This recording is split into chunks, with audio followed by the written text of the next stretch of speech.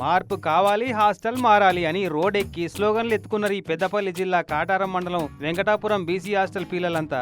పలిగి పర్రెలు వాసి ఎప్పుడు ఊలి మీద పడతాయో తెలియని గోడలు, పెచ్చులూసి నెత్తులు వలగొట్టేందుకు తయారున్న స్లాబులు, రేకులు అడ్డం పెట్టిన పరారి గోడలు, డోర్లు లేని అర్రలు, బాత్రూంలు, ఇరిగిన కుర్చీలు, వంగిన మంచాలు.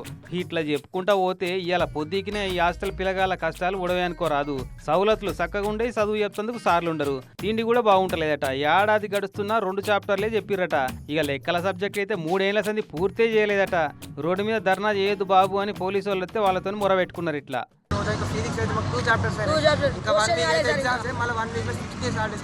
1 డే ఎంత చెప్తారు సార్? మ్యాథ్స్ సార్ ఉన్నా కూడా 6th 7th 8th 3 హాస్టల్ కాడికెళ్ళి 3 కిలోమీటర్లు ఎర్రటి ఎండలు నడుచుకుంటూ వచ్చి హైవే రోడ్ ఎక్కి వి వాంట్ జస్టిస్ అని స్లోగన్లు అందుకున్నారు అంతా.